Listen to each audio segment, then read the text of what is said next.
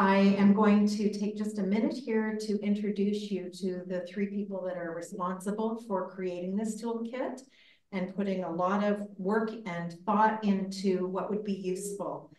One of our colleagues, Wayne Martino, is one of the authors of this project. Wayne is a professor of equity and social justice in the Faculty of Education and an affiliate faculty member in the Department of Gender Studies, Sexuality and Women's Studies at Western University. He coordinates and teaches in the Master of Professional Education and Doctor of Education programs in equity, diversity, and social justice. And he is currently the principal investigator on a recently funded SHRC project, Social Sciences and Humanities Research Council, for those of you who aren't aware of our acronyms. It's a research study entitled Supporting Transgender Students and Transgender Affirmative Education in a Context of Resurgent Anti-Trans Backlash and Far-Right Extremism. So we look forward to the results of that project coming in.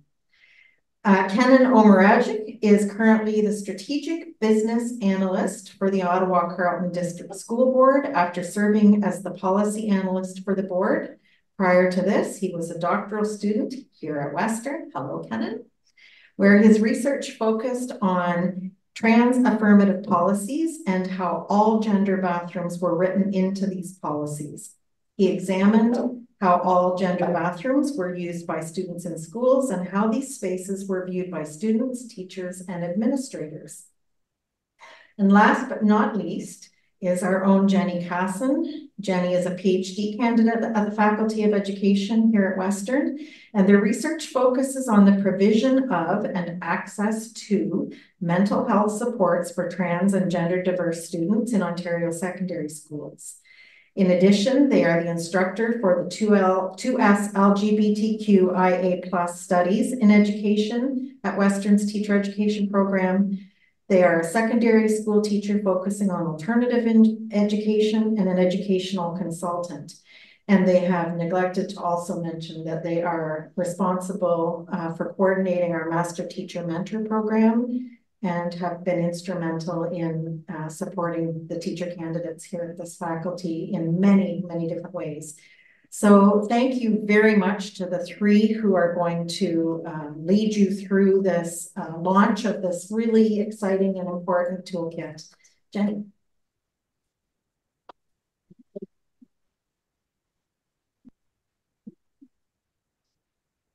Hi, everyone. Thank you so much, Kathy, for introducing us. And thank you to everybody who is in person here with us today and joining us through Zoom. We're so excited to share with you this toolkit, Transaffirming Education, let's try that again. Transaffirming Education in Schools and Educator Toolkit. So through Zoom, we are connected in all kinds of really wonderful ways to the territory that we're on from coast to coast today. And our team specifically is located across a number of different territories. So Kenan is in the city of Ottawa, and he's on unceded and unsurrendered territory of the Anishinaabe Algonquin Nation.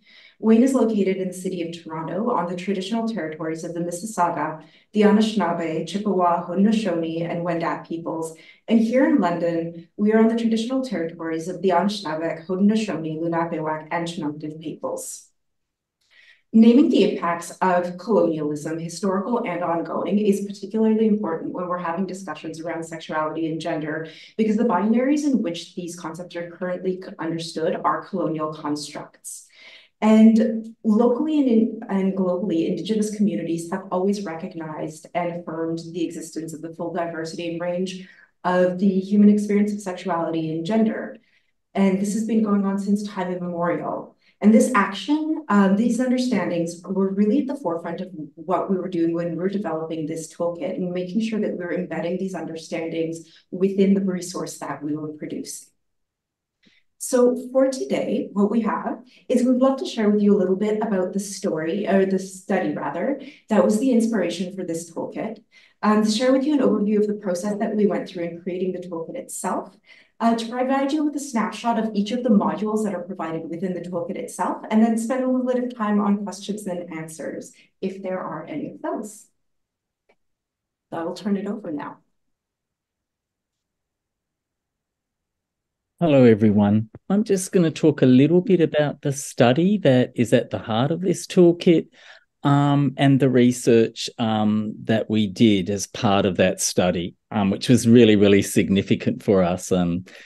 So the next slide there. Okay, yeah, so it was a part of an international study funded by SHIRK, and the whole purpose behind the study was to and this study really was funded some years ago when you think about this. So it was 2015 where we started this study. So we were wanting to find out more about trans affirmative policies and also the education that was going on at the time, particularly in light of a number of policies and guidelines that were being produced by a number of school boards, but one in particular that really came to influence us. And in developing, the instrument of the survey, which I'll talk a little bit more about in a minute, we did consult with a range of people and a range of community partners, and there are a number of meetings. And in fact, the idea for the survey came from one of those partners. It wasn't actually built into our thinking about the study in terms of how we had formulated it at the start. So, so those members included, school board members, consultants, educators, counsellors, people from community organisations, and trans and non-binary people, and their experience and their voices were at the centre of these consultations. And there's just an image of the report on the right there. So I wanted just to talk a little bit about the survey. It took a long time to develop. There were lots of conversations in the development of it. The question specifically focused on, we wanted to learn, for instance, or ask educators about, what knowledge did they have of policy? How likely were they, if they did have knowledge, how likely were they to follow the policy? To what extent did they feel there was support for a trans inclusive and affirming policy in their schools? And also we asked educators to rate their knowledge and understanding of trans inclusion and gender diversity. We also asked them about any specific training and professional development that they had received and where they received that training. We asked them to talk to us or to provide us with their knowledge of resources or their thoughts about provision of resources. And then finally in the survey, we were wanting to learn more about the challenges and barriers as they were identified by the educators themselves.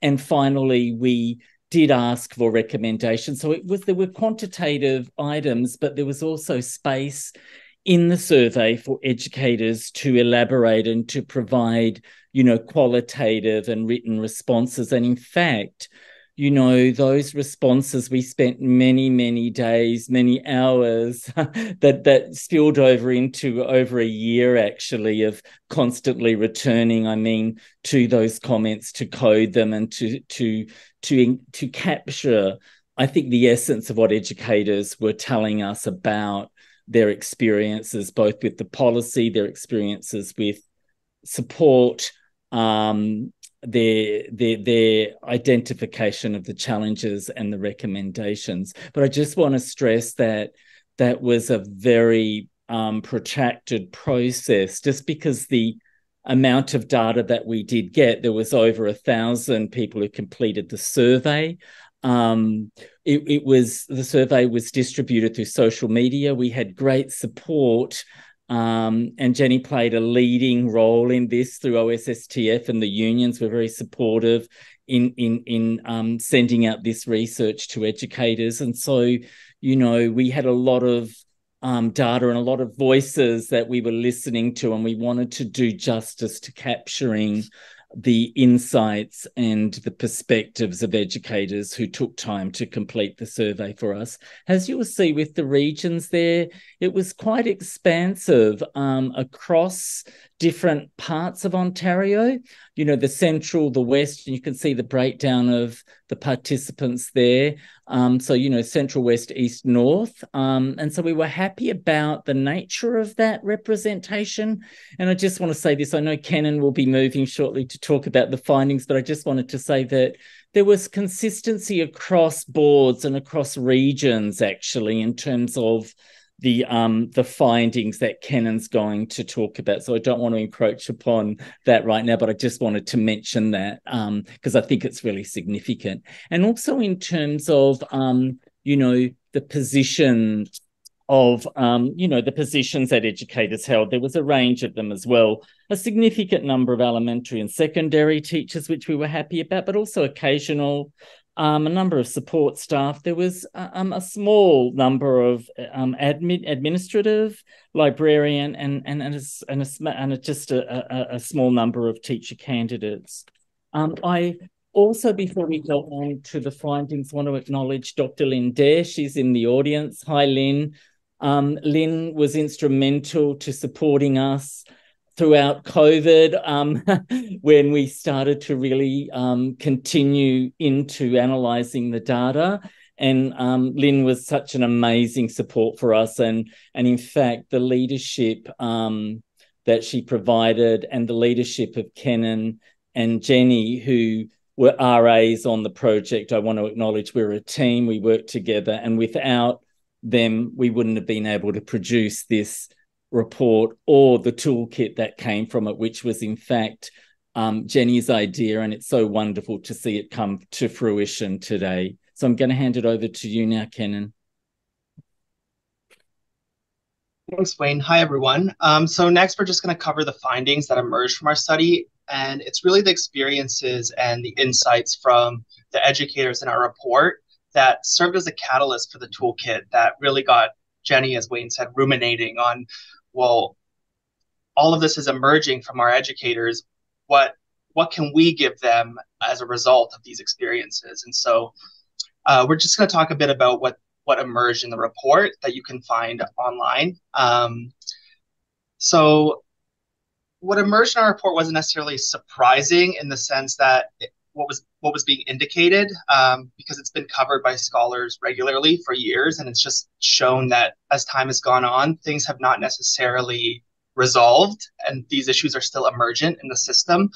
But what our report signaled was how pervasive these gaps continue to be within the education system. And as Wayne said, not just particular to one board or another, it was across the province. And so what became abundantly very clear across the province was this complete lack of education or professional development that was being provided about transgender and gender diverse people, or rather not being provided, where 75% of our educational workers said that they received little to none of this education. And in light of this complete lack of education, nearly half of our sample indicated that a helpful approach moving forward would be professional development, with some going so far as to suggest that this PD should be deemed mandatory, largely because often this PD isn't mandatory and it's taken up by folks who are already interested or actively doing the work, and it's not necessarily those individuals who need the PD. And so that's the rationale behind the mandatory piece. And just as importantly, and linked to this education piece, was a lack of resources as a significant barrier to supporting trans and gender diverse students, with 44% of our sample indicating that to be a significant issue. And within our report, you'll also find a section dedicated to trans educational workers, which we have a slide coming up that'll explore that a little more in terms of those perspectives. But one of those workers indicated that they weren't even entirely aware how to infuse trans affirmative education into their classroom, which one noted, and I quote, "I was not sure how to incorporate the subject in my classroom in a way that would not offend students and parents." So it's not just about resources, but ensuring that resources are available in a way that suit the needs of the particular educator and also the ecosystem of their classroom in a way that they can disseminate it in a way that makes sense for them.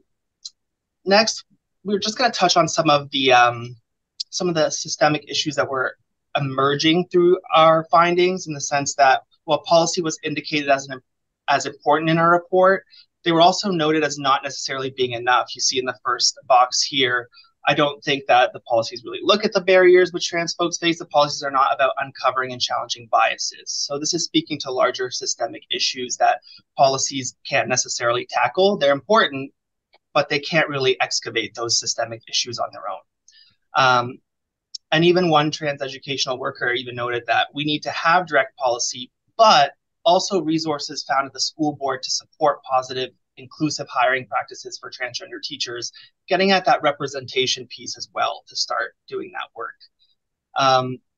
So in addition, while educational workers are intentional about trans-affirming education, there's also the specter of the angry parent that looms large. So for example, in the second box, you had one individual saying, my admin is somewhat supportive, but afraid of parental backlash.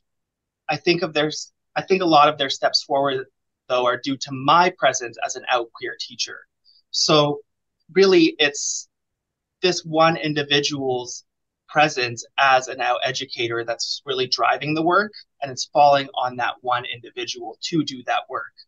One educator, however, can't be the only one doing it. Schools are pretty big ecosystems, and on top of the systemic issues at play, there's the nefarious bullying that students endure. So you see it here in this third box. One educator noted that bullies are facing no real consequences. So it's important that there's a whole school approach and a whole system approach that ensures bullying, transphobia, and homophobia are confronted, challenged, and not tolerated. Suffice it to say, these are examples of ways in which transphobia manifests. And it's also important to understand that transphobia is not isolated to one board and not one specific way of happening. So oftentimes it starts with projecting what you consider important onto youth. So in particular, a number of our respondents indicated that they teach in elementary grades, and therefore their students were too young to understand or engage with gender, yet failed to acknowledge the importance of providing students with information to sift through the conflicting and misleading messages they hear about gender, sexual orientation on top of that, and to provide them with a context to really develop positive attitudes and respectful values based on accurate information about gender that can also benefit their understanding of themselves. So I'd like to flag that point because I'll take up that a little bit later. Then there's also the piece that many educators are trying to do trans-affirming or inclusive work in Catholic schools, and we can't discount that presence in schools, but they're often facing pushback or silencing mechanisms embedded within Catholic school systems. So in particular, respondents from Catholic schools were explicit about the lack of support. They highlighted tension between Catholic doctrine and provision of support for trans students in their schools.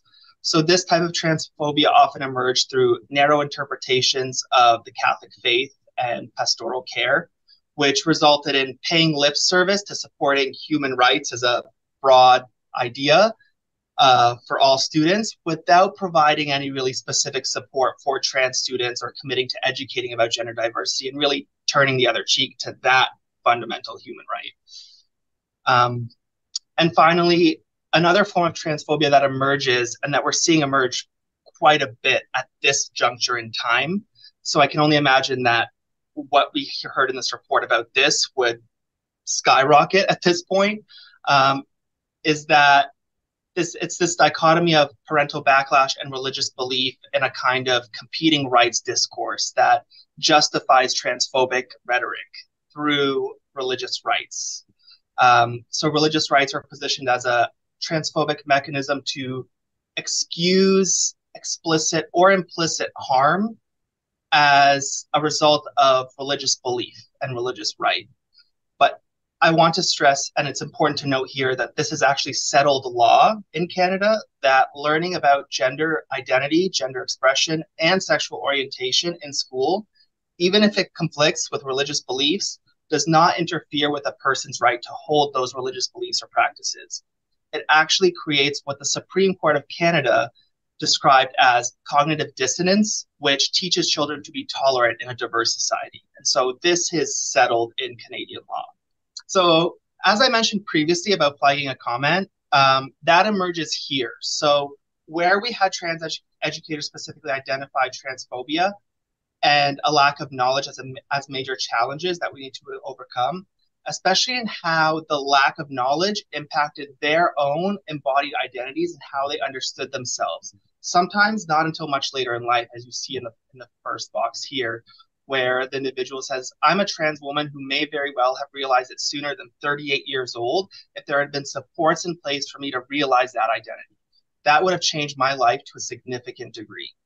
And so this is why it's important that to challenge the too young discourse, because it's important for folks to understand the capacities to identify and to have them equipped with that knowledge as they navigate further through life. So this kind of situation doesn't happen. Much of this knowledge and work to disseminate knowledge is coming from folks within the community rather than outside of it. So one trans educator noted that they largely relied on their own personal experience in order to advocate for themselves and for their students. And it really should not be on one individual, let alone one individual in the community who has a stake in the fight, to be doing all this work on their own. So there's need for support across the entire school rather than just one educator, which is often what's happening. As I mentioned, we need a whole school approach, which is what we're trying to deliver in this toolkit, as well as capacity to integrate that. This means that administration is supportive and all staff are trans-informed in their pedagogy and philosophy. So this links back to one of the previous slides where I mentioned that one teacher can't be the one doing the education, stopping the bullying, informing others of the policies, extending internal and external resources, relying on their community networks to help facilitate education, starting and running a GSA, on top of just doing regular teacher duties. It's too much, it's unrealistic. And so, and it's also not how pervasive systemic change is effectuated. So it's important that we're not loading this on one educator. And now we introduce our toolkit to you folks. Thanks, Kevin. So while we were immersed in going through this report and reading through the experiences and hearing directly from educators, I just want to do a side note here to say that when we use the term educators, we are talking about all educational workers within the school. As you saw from the sample, it was not just teachers that we heard from. And what's really important here is that we recognize that it is not just teachers who work in schools, that there are so many people who contribute to these learning communities. And so we're hearing from all of these experiences, and we had an opportunity to pause and reflect on what our opportunities here were for knowledge mobilization with this report. Because while we were hearing from these experiences, what we were also hearing very, very loudly was that people had some very specific needs that they were expressing to us. Can we go to the next one, please, Kevin? Thank you. So we learned two really, really important lessons here. The first one was that there was a real need for education about trans-affirming policies in schools because people were aware that they existed, but they didn't know the specifics and the details. And that this was really critical to them being able to then implement those policies in their work. And the second thing that we learned was that staff, we were very ready and willing to do this work, but they were requesting support because they did not feel like they could do it on their own. And so what emerged from this was a toolkit, a companion piece to the actual report that responded to the needs that were being requested from us through this survey. The needs were really around increasing knowledge of rainbow identities and facilitating a practical connection between theory and practice in work in educational settings. And what was really, really important to the whole team was that we not just create a report that would provide information about what was happening, but that we also provide something very, very concrete that addressed the needs that were identified by participants to address the education that they were requesting, the resources that they were requesting, and the support that they were requesting. So when we're looking at the content that we would include in this toolkit, we leaned on these participant identified topics to guide what we included. We came up with 5 modules that addressed foundational knowledge of rainbow identities, accessible summaries of theoretical frameworks, key theoretical approaches to doing this work, frameworks of conceptualizing schools as affirming as opposed to inclusive spaces, a focus on policy, and strategic action plans to help maneuver and put into action these learnings that were taking place. And while there are very specific references to curriculum, because this was something that participants requested directly from us, we did ensure deliberately that these resources that are included and the frameworks that are included, that every single piece of this is applicable to all educational workers at large within a school community. And this work is required because we need a whole school approach in order to make this happen. We also looked at the modules as being flexible. So you can work through these sequentially, but you also have the option to pick and choose. If you want to start directly with the action plans, you can do that. We recognize that folks working in schools are stretched to capacity. And so having the ability to move between modules is a really important thing for them to do to meet them where they're at in terms of their learning. The resources that we've included in the toolkit are embedded live links. So educators can just go through and they are dispersed throughout each module. There are opportunities to link to different resources within the document. And they span a very, very wide range of topics and are applicable to, again, a very wide range of age levels, because as Kevin was mentioning, this is absolutely critical that students, inclusive of age, inclusive of subject matter, be exposed to these topics. We also had, while we were working with the visual layout of this document and of the report, the opportunity to work with a phenomenal group of individuals who work out of Toronto called The Public. And so The Public described themselves as an activist studio specializing in changing the world. And this might seem very, very broad, but I truly believe that this is what they are doing, because they focus on social justice programs. They focus on using their skills to make anti-oppression work accessible to people.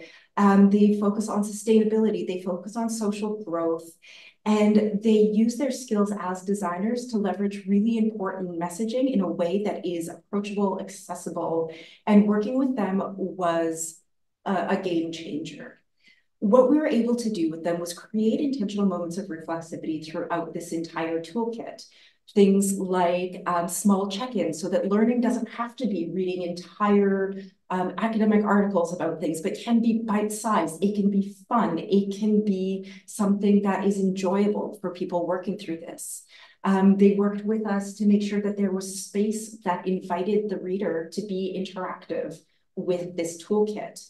And for me, one of the most important things was the 2 visual themes that they developed for us. So if you think back to the slides that you've seen that featured the cover of the report, the visual theme that they developed there was a tearing away, a revealing of something underneath, which is what we're doing through this study. We're tearing away at the illusion of inclusivity that exists in Ontario schools right now and revealing the reality that is behind it through the experience of educators across Ontario. The title and the visual theme that goes through the toolkit is a contrast to that, in that it is about building things up. And you'll notice the visual theme is of constructing and of pasting things together. So on one hand, we have the revelation. On the other hand, we're inviting the readers to be collaborators in this work with us. So we are going to go through the modules now, and we're each going to tell you a little bit about what you're going to find in this toolkit.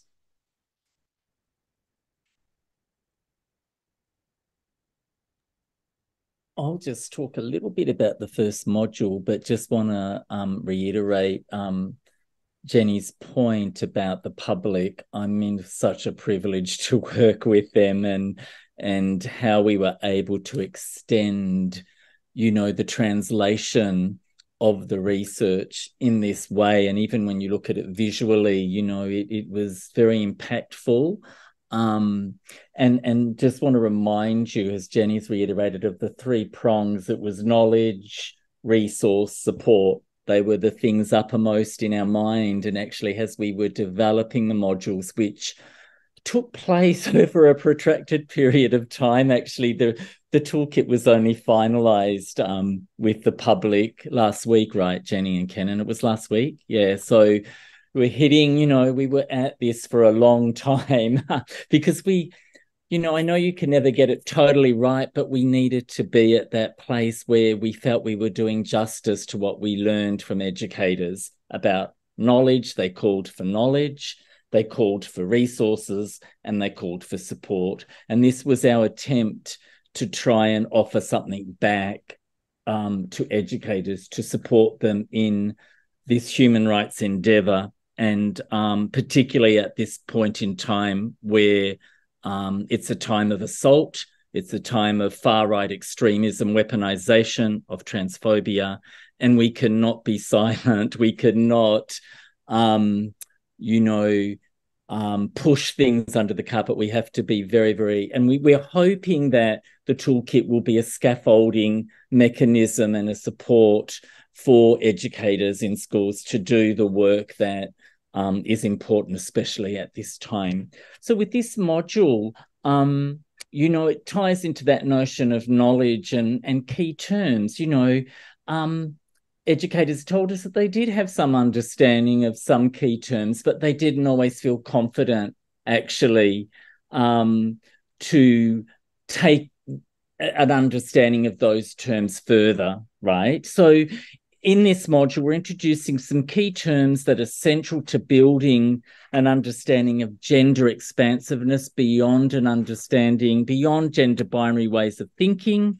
And so the key terms are developed in this module in ways that we hope will help develop a deeper understanding of systems of oppression, that systemic oppression that Kenan was talking about, related to gender identity, which extends beyond just a narrow focus on transphobia. Transaffirming education is not and cannot just be about addressing transphobia, even though that's a very important part of the education piece. So we introduce terms like cissexism.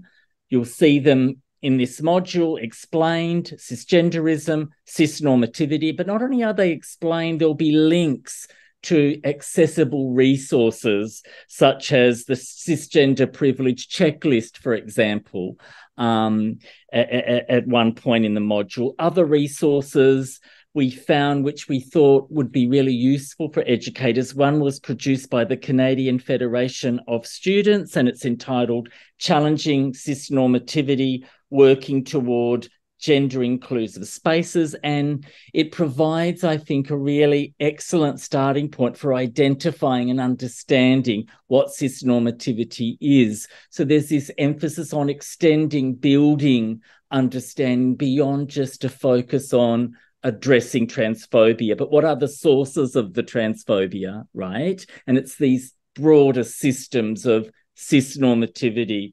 cisgenderism, cissexism. And another wonderful resource that I just want to leave you with that you might want to search out once you get access to the toolkit, which we're going to be providing the link at the end of the session, Jenny and Kenan, right? That's our aim. Yes. Yeah, okay. So you'll get access. I just had an email from someone asking about that, but it will be accessible to you at the end. But this wonderful resource, and actually this was a resource that I discovered only recently, and so it was added, at a very late point. But it's called Nish Mandi Manid Uwag, and it's a translation of Two-Spirited Beings, and it features, and it's an accessible video that you'll be able to click on, and it features queer and two-spirit Indigenous youth sharing their experiences about their gender identities, and it provides insight into colonial systems and their impact on gender, but these people, these youth are actually defying that system. And it's a wonderful video which actually presents Two-Spirit youth as, you know, really self-determining and active agents in, and so we thought that would be a really wonderful video and a wonderful resource. So I do look forward to anybody, once they start to look at these resources, to reach out to us and let us know your thoughts about them. So I hope that'll entice you to get in, you know, to read the module and to look specifically at some of the resources there that we've provided. And in fact, what I'm saying here about the way we've integrated resources, as Jenny says, that was the rationale throughout all the modules. There'll be integrative links integrated throughout, which you'll click on and will take you immediately to the resource. So the next module I'm just going to speak a little bit about as well before handing it over to Kenan and Jenny. This unit also builds on the first, but is very explicit in articulating an anti-oppressive approach, and in specifically how a trans studies informed framework, how we understood that is embedded within an anti-oppressive education approach. And at the heart of this approach is, I would argue, and which you'll see here, is a commitment to decolonisation and a focus on how gender oppression and gender entitlement are intertwined with other systems of oppression related to white privilege, ableism, classism. And what we do is introduce this intersectional framework, has an embedded framework within an anti-oppressive approach to education, which speaks specifically to trans-affirming education, and all the time bridging that with curriculum, right? So we're not just giving you an understanding of what our understanding is of those integrated frameworks, but all the time bridging to curriculum. There are sets of questions that we generated, and also throughout specific resources. And I'm just going to give you a little bit of a taste of some of those resources. For instance, there's a picture storybook, and it's called, let me see that I've got this right, Sylvia Riviera and Marsha P. Johnson Start a Revolution. And it's a resource that can be used in elementary school classrooms to educate about the role of these racialized trans women who played a significant role in fighting for the rights of queer and trans people in the Stonewall uprisings in 1969. It's a wonderful resource. And another resource is pitched at I think the senior school level, is a video called Screaming Queens. And it also documents riots that predate Stonewall, and it features trans women and drag queens who fought police harassment at Crompton's Cafe in San Francisco's Tenderloin district in 1966. Fantastic, really, video, and it ties in with this idea of the need to integrate into the curriculum education about trans history, about these amazing activists who fought for the human rights of trans and gender and diverse and queer people. So it's this point, I think, that we wanted to iterate in this module about educating about for the other, which is a part of the anti-oppressive education framework, but more importantly, also at the same time educating about systems of power and privilege, systems of othering. Another resource is a pronoun resource. So there's a pronoun resource included. There's a resource for building gender and LGBT inclusive curriculum by Welcoming Schools. And that Welcoming Schools is an initiative of the Human Rights Campaign Foundation in the US, provides some wonderful hands-on resources that I think educators will find useful. And then there's a website that was really useful as well, called Gender Inclusive Biology, and it's a website dedicated to affirming gender and sexual diversity in the biology classroom. So they're just some of the resources that you'll find there. There's also a few other picture storybooks. The Boy and the Bindi is one of them, which is about a 5-year-old South Asian boy who comes he becomes fascinated with his mother's bindi and he wishes to have one of his own. There's another picture story book, 47,000 Beads, which is published by Flamingo Rampant, a local actually publishing company, which is fantastic. I encourage you to search out Flamingo Rampant. And this story is about Peyton, who loves to dance, and especially at powwow, but her auntie notices that she's been dancing less and less. And it's about the support that Peyton receives. And it's a wonderful, wonderful story. And I think this just proves, which speaks to Kennan's point and to the research, that this is age appropriate and in fact necessary to be addressing at the elementary school level and at the K to 12 level. So the resources throughout this module you'll see apply to K to 12. I'm going to stop there because I want to give Kennan and Jenny the opportunity to give you some further insight into the other modules that we developed. Thanks, everyone. All right, so throughout our presentation so far, we talked a lot about this idea of systems that are in place that are often left unchallenged. And early on in our report, discussions about the report, as Wayne mentioned, it was a year, maybe longer process of questioning and discussions. And so among those discussions were this conversation around, we often hear trans inclusive, trans affirmative, and it's almost something that's done versus an active doing. And so we talked a lot about what the difference is between inclusive or affirmative versus something affirming. And so the term inclusive is commonly used to describe the school climate that we want to create.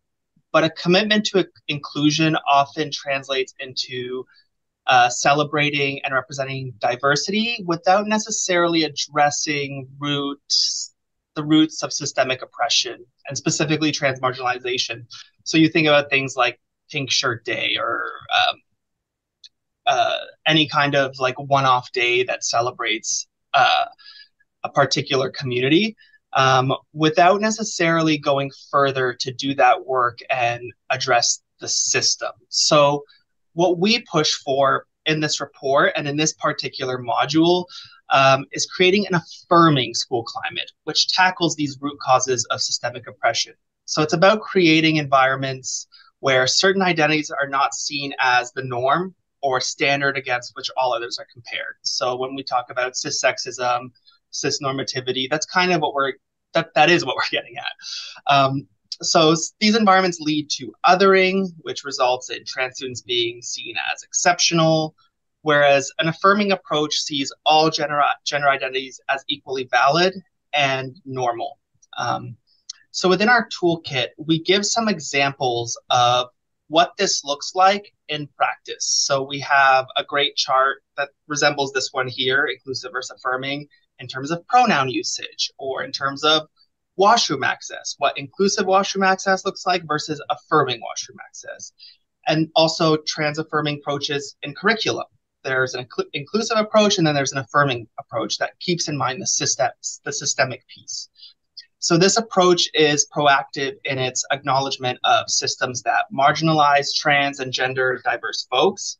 And it's actively, that word is key, confronting systemic barriers that otherwise go unquestioned, unconsidered, or unacknowledged. Even when one individual trans student seeks accommodation to fit within a cisgender normative system, the system remains in place. It's just these individualized accommodations that are actually being looked at. And so that's kind of how we're excavating the differences between those two in this particular module. And it gives you a lot of ways of thinking about what systemic pieces are in place and capacity and entry points to disrupt and try to turn things around a little bit through an affirming approach. Speaking to that accommodation piece, on a fundamental level, educators in Ontario are supported by human rights policy, specifically the Ontario Human Rights Code, which names specifically gender identity and gender expression as grounds for accommodation. So in this toolkit, we have a section devoted to policy and legislation, where we excavate some of the key policies, legislation that are in place. We look at what some boards are doing across the province that you can click on and look at. We give a detailed account of different PPMs that are in place that were put in place with the intention of supporting human rights and in some cases specifically gender. Beyond the provincial piece, provincial legislation piece, the Ontario Ministry of Education and also board level policy has embedded the expectations that educators are expected to accommodate trans and gender diverse youth. In many of these cases, as emerged in our report, educators would often signal, and this is tied to the accommodation piece, we don't have any visibly trans kids, and therefore they'd forego doing any proactive work to foster an affirming school. It's usually very reactive or waiting until a student is either introduced, assumptions are made about a student, or a student has to specifically out themselves for support that a trans inclusive policy is picked up and effectuated or an attempt is made. So much like the previous module, this one helps crystallize that you can't rely on the visible trans student to appear before doing the work. It's work that impacts the entire community. It's work that is first and foremost enshrined in legislation and policy at every level, but it's also work that can't simply stay at accommodation. That gets back to the inclusive piece and not the affirming piece, because that in effect doesn't confront or acknowledge the systems of harm that continue to put trans and gender diverse students at risk. And in actuality, to rely on this logic of accommodation results in the individual trans student having to advocate for themselves, which puts them at elevated risk, often outing themselves to seek out this accommodation, sometimes having to skirt around their parents, not knowing their identity and having to navigate that system on their own. And again, it leaves the system that puts them at risk completely intact in order to make them fit into a cis-normative system. And so here we excavate some of the policy and legislation that outline the expectations, but also the systemic responsibilities and how having this policy and legislation is important, but it's not necessarily enough to create that affirming school.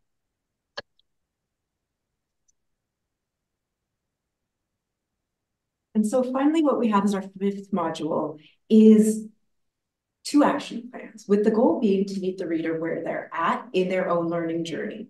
So these are founded on a couple of principles. First, that concurrent systems of oppression can be challenged, that education and curiosity are some of our best tools to doing this, that representation of joy and thriving and flourishing trans communities has to be central to this work because these students deserve to see themselves in the future, that change is possible, and that we are stronger together in doing this work.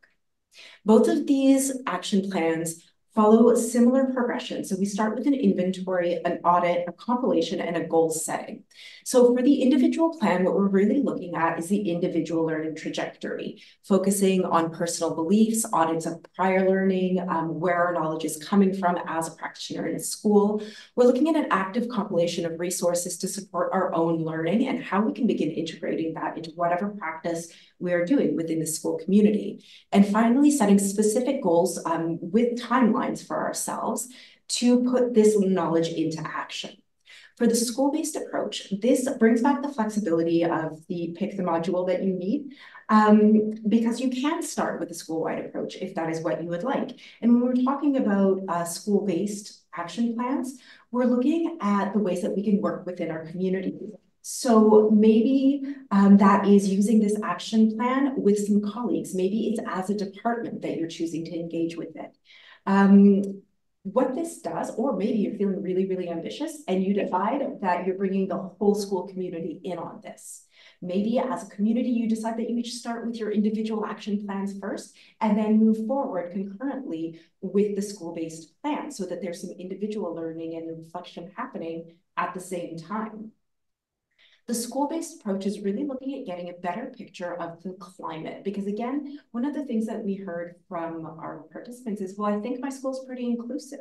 But when we take a really frank look at what our knowledge of policy concretely is, when we look at what resources are actively being deployed in schools, when we take an audit of what the school climate is by talking to students, our perception of that safety and that sense of inclusion might shift a little bit, which then leads us to an active compiling of more resources that we can use and share and bring the school community along with. And again, having specific time-based goals for the community at large to make sure that there's an accountability piece built in there. So these plans are frameworks that again address the needs that were shared with us by our participants, the need for education and resources, and then the support in translating knowledge into practice and action. But here with the action plans, we're making sure that there's space for those very specific and unique contexts, because every single school community across Ontario is so very unique. Our final thoughts, the toolkit ends with this. We had some time to put together some considerations to leave the reader with. And the first is that the responsibility to affirm trans identities is a job-embedded expectation of all staff who work in Ontario schools. This is for every single staff member. This is expected of us.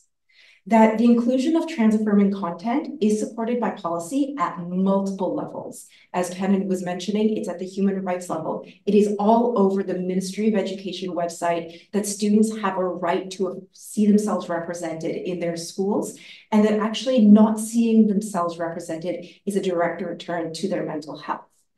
And that these representations have to be inclusive of age and subject matter. Affirming schools need to be a coordinated effort for everybody, and that we need to be doing this to ensure an intersectional approach so that equity issues aren't siloed off and broken off into specific days where or a month that we focus on a particular identity, and we recognize that these are enmeshed within each other. And we wanted to leave the readers with this quote from a participant from the study. The more I learn, the more I realize I need to learn. And for me, this is really a reflection on the continuous nature of the work of doing equity-based expansion within the schools. Our hope for this toolkit is that it is a starting point for the reader to facilitate and support discussions and the work that is already happening in Ontario schools, and maybe to support and facilitate the work that is just at its beginning stages, but that collectively we can bring more folks along with us as we work towards creating trans-affirming schools. Thank you so much for your attention as we talked you through this workshop or this toolkit. We would love to take any questions at this point that you might have. And we've got some Q&A set up on the Zoom. And if you've got questions in the audience, we do have a microphone. We're going to try this out.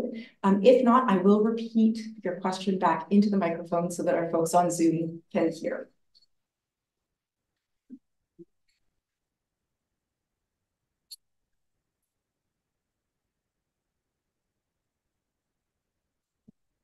I do see one question in the Zoom. I was going to say, we'll Zoom Q&A maybe, just to keep it more organized, and you guys can filter through, like Wayne and Kenneth. Yeah. And then make sure this is it on?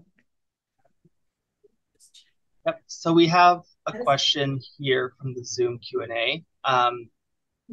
My team was wondering, what are the current policies on the rights of children to request name and or pronoun changes within the classroom without informing their parents? We have found that school boards are often silent and or will not allow for this without parental permission. And what would the most trans-affirming approach be to these requests by students? Thanks so much for this much needed resource. So I don't know the provincial piece. I know usually it's the school boards will have their own policies or procedures set out to support students in this mechanism. I do agree that often school boards are silent about this, but it should never require parental permission. It depends, I think, it also depends where your board is located. Oftentimes, you will find name requests and pronoun changes within either embedded in human rights policy or specifically the board's trans inclusive policy or gender identity policy. So it's, as far as I'm aware, it's more of a conversation with at the board level about what this inclusivity looks like in the policy piece. Right now in Ontario, there is no legislation that says that parents must be made aware. Yeah. I know that this is happening across Canada and that this is coming into play, but right now, through the Ontario Human Rights Code, which takes precedent over everything else, students, inclusive of age, so it doesn't matter if they're 3 or they're 30, are allowed to have their affirmed name and pronouns used in schools without having that information shared. And I was just going to say that the right to privacy is very, very clearly articulated in the Ontario Human Rights Code. But we see where this is coming from, right? Like what's happening in New Brunswick, what's happening in Saskatchewan. There's this reverberating backlash and, comments were made by Ford recently about, about indoctrinating children. And so there's been, now in Alberta, there are discussions as well about moving to prevent the respect of human rights of trans kids in schools being able to use their self-assigned names and pronouns. But in Ontario, there is certainly those rights are protected under the code. We did have a question. So we are seeing that growing discourse, right, from parental rights groups to push back against that, not just in Ontario, but it's been a conversation also over in California, which is the most progressive state in the United States, about what are parental rights. And it's very clear, again, in legislation that parental rights is not an existent thing. It's not named, it's not real.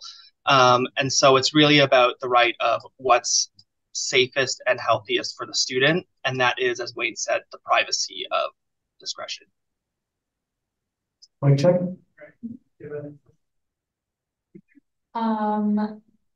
This is great because often I run the GSA at my school, and it's often kind of just like, hey, you run the GSA, like, do you have resources for me? And I'm like, well, not always. So this is really tangible and something that, could be widely distributed. I was just wondering if I wanted to present this as like a resource formally at a mandated staff meeting. Is there something that, like, a very condensed presentation that we would be able to do that? Because I'm assuming this is going to be widely circulated shortly. Yeah, I just didn't know if there was something that we could do also. So we do not have anything formally set out as an accompanying piece to this toolkit. I'm going to go ahead and speak for the team right now, but you would be absolutely welcome to take the toolkit, pull out pieces that you would like to present to the mandated staff meeting attendees, because we know how much fun those all are. The other option is you can get in touch with us. We've got an email address that is dedicated to this, and we'd be happy to work with you to come up with something. I'm assuming, are you based in London? Yeah. Perfect. Yeah, we'd be able to work something out and make sure that you're supported in getting this information out. Yeah, you bet. Yeah, hello, Connor. I want to ask a question. Can I go ahead?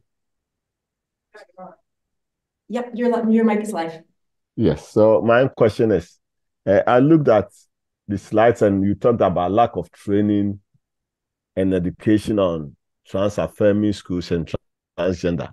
So in what way is your project helping to provide training and resources for those people who are not familiar with the concept?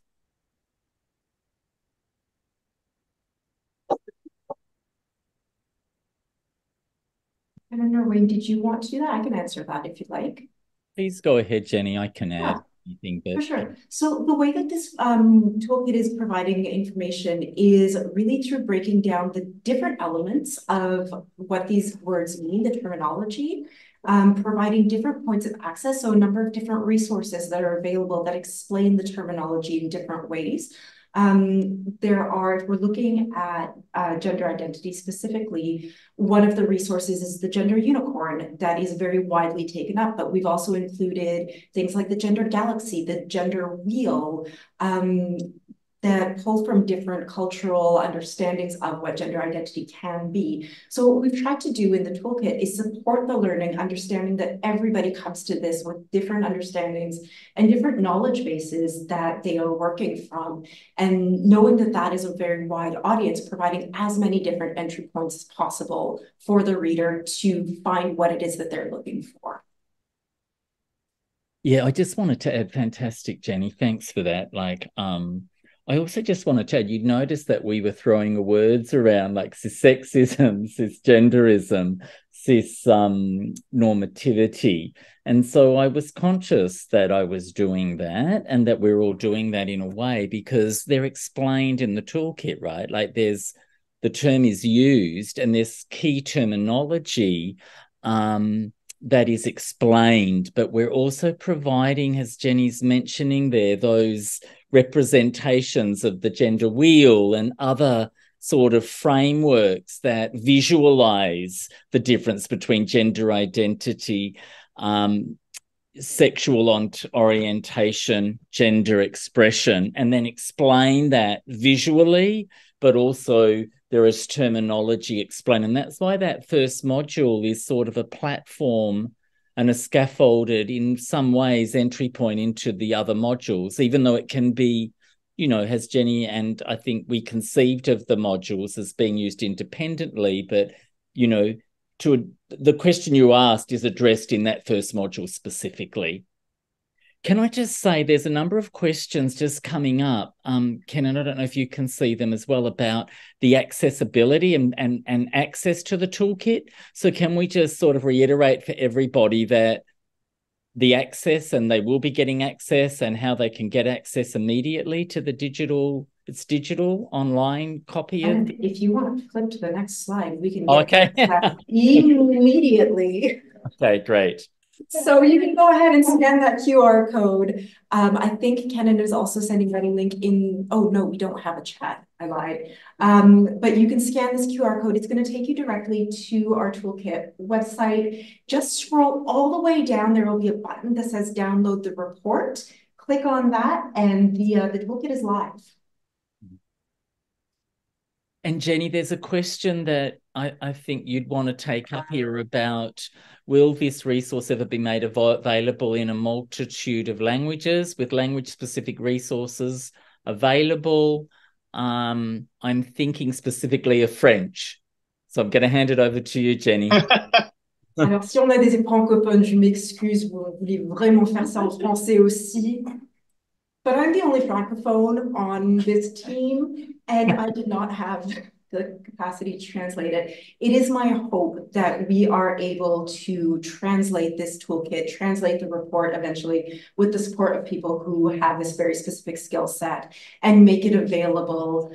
There are French resources in there. Again, if you are looking for specific language resources, I would encourage you to reach out to us, email us, because chances are that between the three of us, we've got something that you're looking for that might not have made it into the toolkit, because there are well over, I think, 150 resources in there. And we've got more on the back burner. So please do not hesitate to email us and ask.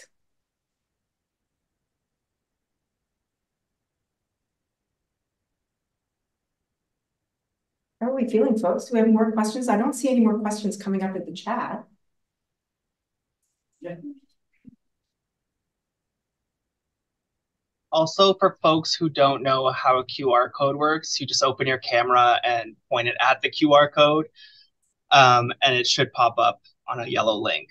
I know there are some folks around here who may not be able to do that without some instructions, so just laying it out there.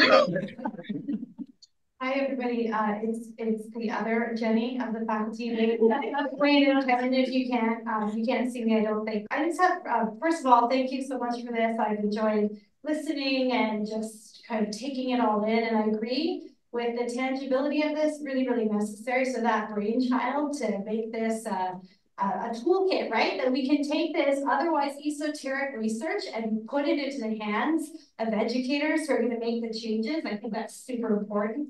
So my question is kind of practical, which is about the audience. You keep calling it the reader. Can the reader also be students? Like, in what ways are you thinking students in K-12 schools, at whatever age they're capable of engaging with this? I mean, you've got videos, you've got lots of resources at different levels. What do you think about, what are your thoughts about sort of putting it into their hands, having them have access? That's my one question. The other one is about the updating of the links. You said you have about 150 resources or whatever. These links, they sometimes get broken. So do you have plans to maintain those? Okay, so I'll do the second question first. I am the plan for maintaining the links, and I will be checking them probably not every week, but yearly I will go through and make sure that what we have is still relevant, accessible, and live, importantly. I think that your question about how students can engage with this is a really, really interesting one. One of the trends that I've noticed in working with youth is that, especially in education, there is a default to get youth engaged. But what that often translates into is the youth are going to do this work for the adults. And we see this in GSAs that get labeled as leadership clubs, where youth are put in a position where they are asked to educate administrators, where they are asked to educate their peers, where they carry a massive load and responsibility of making sure that the people in their space aren't harming them. What I would suggest is, before we start asking how can we get youth involved in this, is how can we get involved in this and prioritize adults taking charge of their own learning and their own activism and their own work to ensure that we are doing the work of making schools safer for students, not asking students to make the space safer for themselves. Is that okay? Ken and Wayne, if you want to weigh in.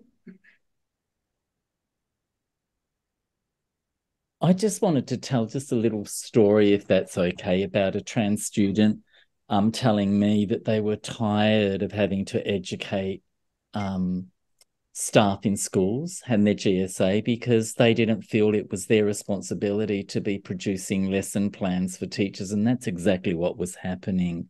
And so I just want to reiterate that point. But I do see the toolkit as a catalyst, right? Like some work's been done, and it can be shared with students, and students could work very much so with educators leading that pedagogical commitment to supporting trans affirming in education, where there's continuing consultation with trans and gender diverse students in the school. But it's an interesting question. It really got me thinking just about that story, how, the student was really quite upset. And it's this idea that I think Kenan was speaking about this burden falling upon either an individual teacher, but in this case on the burden of the GSAs and the trans student themselves to do the work.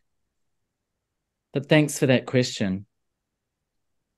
Another one back here. We've got a question in the back. I just wanted to make a comment. I'm so amazed by the work, and I wanted to say that as researchers and educators, you try to capture what your impact would be. And this is impact. This is more than any article will do. This will change lives, it'll change schools, it'll change experiences, it'll change families. And so I just wanted to congratulate the three of you on this enormous accomplishment, creating this toolkit, and just to say this is impact. When we look at our own work, it's sometimes hard to imagine where the impact is. And it's always a stretch when you think of a written article of this is impact. So congratulations. Thank you so much, Donna. That means a lot.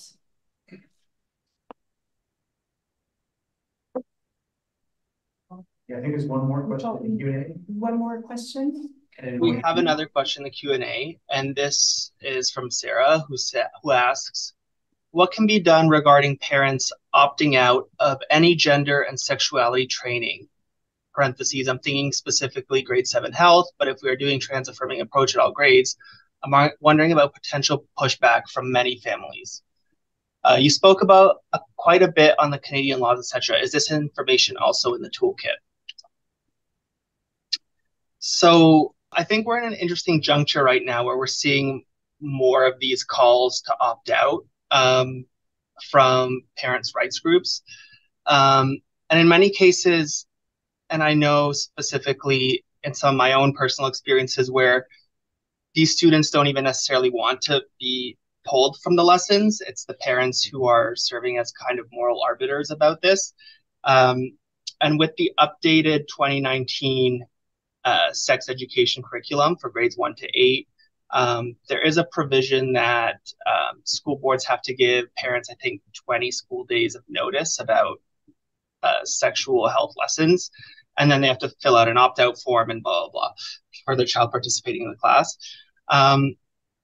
As in terms of what can be done, I would always encourage conversations, if possible, with parents about, there's a lot of myth about what these lessons include. Certainly, I've heard it in my own board about, well, they're doing sex reassignment surgery in classrooms, which is, I would be concerned if that were happening too, right? Like that's not the case. And there's a lot of myth that's being spread through X, formerly known as Twitter, or Reddit, or whatever, about what these lessons entail. So a good starting point is being able to have these conversations with parents about what the intention of the lesson is, why it's important, not just for their student to be a part of it, but for all students to hear about it, how it links to human rights expectations and how it links to policy expectations about supporting students. So to me, a lot of that pushback can be addressed through these more nuanced conversations and doing that work. Part of the affirming approach is doing the work. And again, not just one educator having to do that work or offloading it onto one educator to do that work. It should be an integrated, continued approach to dispelling those myths. I don't know, Wayne or Jen, you want to add to that? I just wanted to make a distinction between, I think it's helpful to distinguish the health PE sex education curriculum from an integrated approach to addressing gender and sexual diversity, but in this specific case, gender diversity across the curriculum. And, so if I think about an English teacher integrating novel, which includes a trans character or a non-binary character, is a parent going to then ask their child to be removed from that classroom? I think that, I think that what I wanted to say, though, is that I would say that I don't think it's acceptable. And I think that you can't just withdraw someone on the basis of, addressing gender diversity because, it's a nonsense. But within the health and sex ed curriculum, I think there's always been a caveat or an accommodation there. And am I right? Because sex education historically has always induced moral panic, always. And, we had a case of it here with, the revised curriculum, health PE curriculum, sex ed curriculum in Ontario. And I don't have to tell educators in the room about that. And then Ford government was elected, and then they rescinded that progressive curriculum and required everybody to return to the 1998 version of it. But within the context of that sort of backlash, there were discussions. Educators were talking about, well, does that mean I can't address gender diversity within, the English classroom in other areas of the curriculum? So I think that it has to be framed as, all youth need to see themselves represented in the curriculum. Baseline, all human rights, the human rights of all students need to be represented and addressed, right? So, and I see a distinction between, I don't think there is a requirement or an option for something I will investigate, though, and maybe we can look at it. I want to look at that more closely, but as I understand it, you can't just withdraw a student from another area of the curriculum. I don't think that applies So I can speak a little bit more to that. And so the folks who are in my class, I'm sorry, you're going to hear this again, but this speaks to the importance of knowing the policy that we're working with. And there are very clear procedures for requesting an accommodation on whatever basis to be removed from the health and physical education. This is only K-8, it doesn't apply to high school. And every single board is going to have procedures put in place. But if you don't know that those procedures exist and you aren't familiar with what that process looks like, then if somebody comes to you and says, I'm yoinking my student from your classroom, you're going to say, okay, I guess, because I don't know any different. And I don't know who to ask at my board about whether or not this is what we're supposed to be doing. So the familiarity and the fluency with policy is critical to understanding what our roles and responsibilities are as educational workers within a school. The second part of that is that the health and physical education is the only one that you can request to be removed from. This does not apply to your day-to-day procedures or lessons at all. In fact, one of the very first lines in the Education Act says that the purpose of education is to create caring citizens. And we cannot do that if we're not learning about folks with identities that we don't hold. And so this is embedded, again, it's a job embedded expectation that every single student see themselves represented, and that students who don't hold that identity or who are not part of those communities also learn about them, because that is what helps us create safer spaces for students.